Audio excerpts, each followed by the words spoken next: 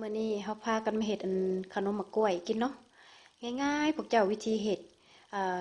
ส่วนผสมกันหน่อยๆบ่มีหยังยุ่งยากเฮามาเริ่มเฮ็ดกันเลยเนาะ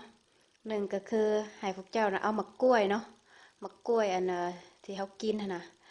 ละประมาณครึ่งโลหรือประมาณ11หน่วยถ้าว่าผู้ใดบ่มีก็เอาใส่หมากกล้วยใส่แข็งคือข้อยใส่ก็ได้เด้อแล้วก็เอาใส่เครื่องปั่น เอ่อตามหลักแล้วนะถ้าว่าผู้ใดบ่มีเครื่องปั่นเขาก็จะใส่ถุงมือแล้วก็บีบมะกล้วยให้เละจนเละละเอียดแต่ก็แล้วแต่ดอกว่าไผมักแนวใดบางเทื่อข่อยซื้อกินก็บางเขาเฮ็ดก็มีตอนมะกล้วยนำกัดเวลากัดกินแล้วมีตอนมะกล้วยนำนะแบบนั้นก็แซ่บเอ่อหรือว่ามักแบบว่าละเอียดก็บดละเอียดอันนี้ข่อยบดละเอียดนี่ อย่าลืมเด้อคันผู้ใดบ่มีมะกล้วยคือบ้านเฮาก็ซื้อมะกล้วยแช่แข็งก็ได้หลังจากนั้นแล้วก็เอาใส่ถ้วยเนาะเฮาบดแล้วแล้วก็มันบ่ได้มีหยังยากเด้อพวกเจ้านี่นะง่ายๆหนึง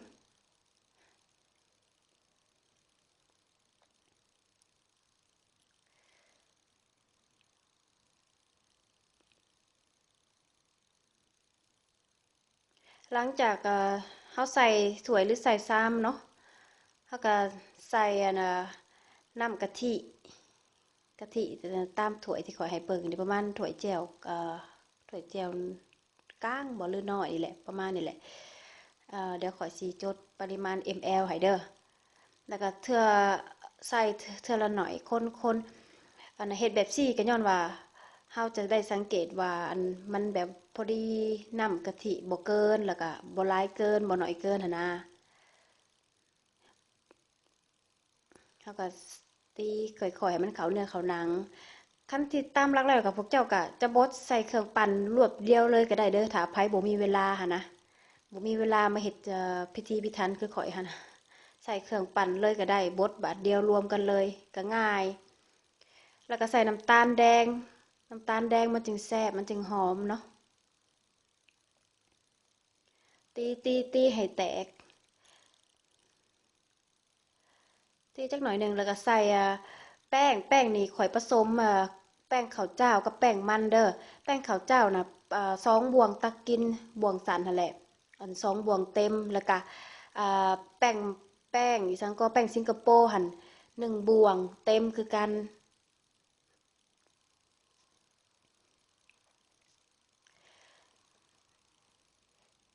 ใส่แล้วก็ตี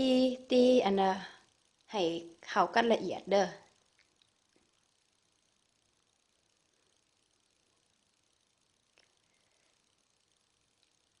หลังจากนั้นแล้วก็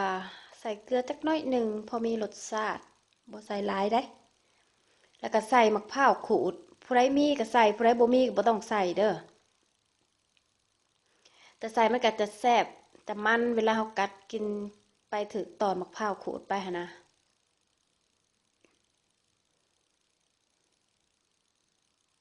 แล้วก็คนให้ทั่วเอ่เราจะสังเกตว่าจะบ่ให้มันเหนียวหลายแล้วก็จะบ่ให้มันแหลวหลายหั่นนะนี่สังเกตแบบสินี่พอดีนี่ แล้วบ่ได้ยากแล้วก็เราก็เอาไปนึ่งเนาะเตรียมใส่ถ้วยเอาไปนึ่งพวกเจ้าจะใส่ซามตัวใดตามที่พวกเจ้ามีตามเพื่อนครัวก็แล้วแต่เด้ออันน่ะข้อยจะแนะนำหาถ้าว่าเฮาใส่ถาดหรือว่าใส่หยังหันนะหรือว่าใส่ถ้วยถ้าว่าอยากให้แกะออกง่าย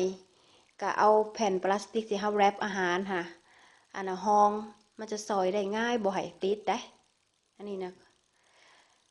หลังจากนั้นเราก็เอาไปหนึ่งประมาณ15หรือ20นาทีค่อยหนึ่งประมาณ20นาทีสุกแล้วนี่อันน่ะอันนี้ข่อยเอาแผ่นพลาสติกห้องทั้งเทิงย้อนว่าข้อยบ่อยากให้น้ำมันย่อยถึกขนมกล้วยข่อยเนาะข่อยก็จะเอาห้อง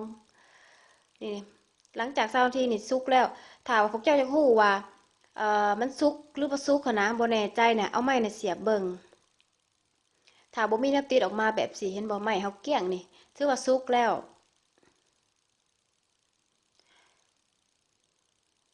นี่ถือว่าใส่ได้แล้วก็ข่อยก็จะปาให้มันเย็นจักหน่อยหนึ่งเย็น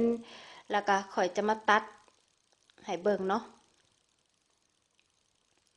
นี่เห็นบอกเวลาเฮาใส่แผ่นพลาสติกห้องนี่มันจะแกะออกง่ายๆพวกจ้ามันบ่ติดข่อยจะตัดพวกเจ้าจะตัดเสลียงจะตัดอะไรก็ได้แล้วแต่นะหลายคนหลายหมักบางคนเขาก็ใส่ถ้วยน้อยๆแต่อันนี้เฮ็ดแบบบ้านๆเฮาเคยซื้อกินเนาะคันเฮาใส่มะพร้าวขูดนะเวลาเฮาตัดแบบสินะอันน่ะคันขนมมะกล้วยเฮาจะบ่อยากเนียนปานใดเพราะว่ามันมีตอนมะพร้าวขูดนำเด้มันก็สิเป็นแบบอันมะขุมะขะก็บ่เป็นหยังมันเฮาเฮ็ดกินเองหันนะ